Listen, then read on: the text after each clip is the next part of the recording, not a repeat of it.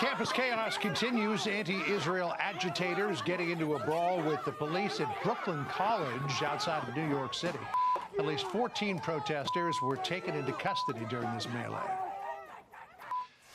A new fallout from the chaos at Columbia University. The school suspending more than 60 students for taking over the library as part of a protest against Israel. Alexis McAdams is live on the campus in New York City, and the new interim president, Claire Shipman, doesn't seem to be messing around here.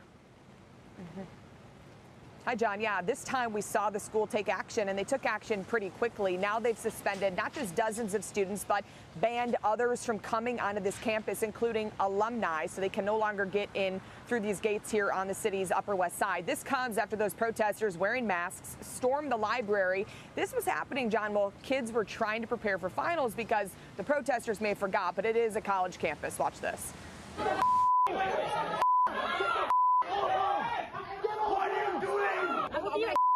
This is our school. We're paying $90,000 a year to go here. Yeah, you don't have the right to take over. Like, we're paying to be here. Are we taking? We're paying to be here. You don't care.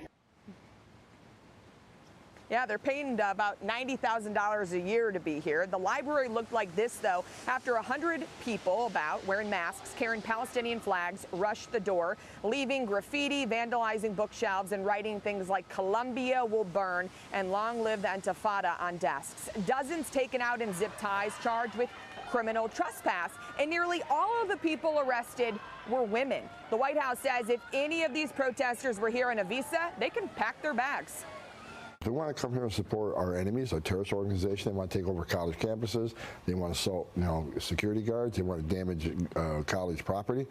They're going to be deported. They might have got away with that under Biden administration, but not under the Trump administration. You will be deported. And the president put a lot of pressure on Columbia University to make these changes, and that's why they acted this time, it seems. John?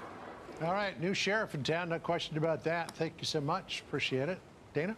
We want to bring in Harvard professor Arthur Brooks, an advisory board member at the school dubbed America's Anti-Woke College. That is the University of Austin. Super interested in that.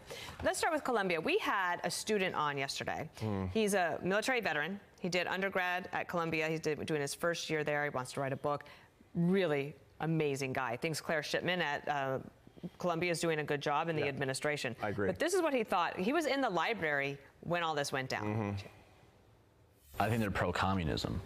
If you look at their Telegram channels, rarely they talk about Palestine. They talk about the Japanese Red Army. I really don't think they care about Palestinians. I think that we do have, while I've had incredible professors who have changed my life, we do have indoctrination on our campus. It's clear as day. We had a speaker in one of my classes, a journalist, who said that he's a Marxist-Leninist and that me, a student, not him, should start a revolution. This was in class. Okay, so you know a lot about academia and what's going on. How do you think Columbia's handled this, and how do we make this anti-Semitism, maybe we can't snuff it out, but make it less intrusive?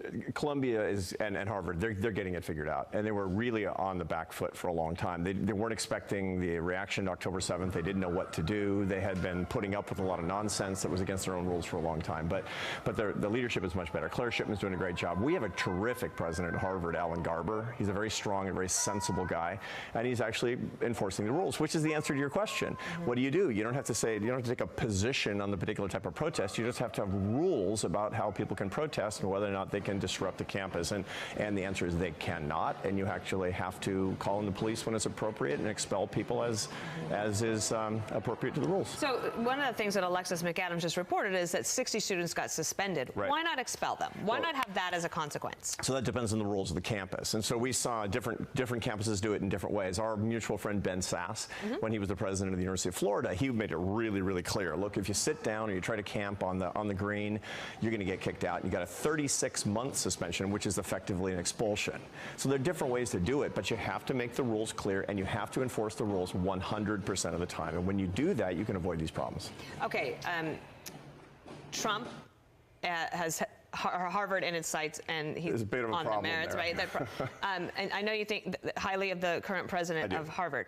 Do you think they'll find an accommodation here? It seems to me that they're really at loggerheads. They are, but that's kind of how things work with Trump. You notice that we were at loggerheads with the UK over trade, and now we're not. Better. You know, the truth of the matter is that this is the first bid with Trump tends to be extremely pugilistic. He's a fighter, and so the result of it is that he goes in hot, and then generally speaking, there is an accommodation. I'm pretty confident that Harvard and the federal government are not going to be at war. Do you forever. think that anti-Semitism protests that they are going to decrease at Harvard? Yes, I think they are, and part of the reason is because we have an administration now that's completely dedicated to following the rules. I mean, there are rules, and you're going to pay a price if you do something. The problem is that when you don't follow your own rules, you get more of the behavior that you don't like, and every parent knows that. That's true. Can I ask you about the University of Austin? Yeah. This is an amazing, innovative school. Yeah, I love it's it. small right now, but what is the potential there? The potential is actually to shake up this, established form of higher education. I'm a Harvard professor, but I'm on the advisory board of the University of Austin because I believe in competition. I'm a capitalism person. I'm a free enterprise person. The competition of ideas is fundamental to a free society.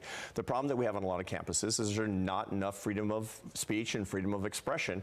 And the way that we're going to get more of it is more competition, is more models of people doing interesting things. The best thing that can happen to Harvard is that there are different kinds of models that are extremely successful, and we can start adopting. If parents are watching now and they think they would love for their child to be able to go to University of Austin, is there still room, or are all those slots taken for next year? Those slots are taken for this year, but of course there's always room for really great people, and they have very, very clear rules on how you get in. So and what about recruiting for professors? Pretty good? Yeah, it's great. I mean, everybody wants to go there. Not everybody, but a lot of people are actually trying to go there. We are at the University of Austin seeing phenomenal people that are actually changing their affiliation. Yep. I'd go, if I went back to school, that's where I would want to go. It's terrific. It's a great experience. Arthur Brooks, it's great to see you. Thank you, Dana. Thank you. I'm Steve Doocy. I'm Brian Kilmeade. And I'm Ainsley Earhart. And click here to subscribe to the Fox News YouTube page to catch our hottest interviews and most compelling analysis.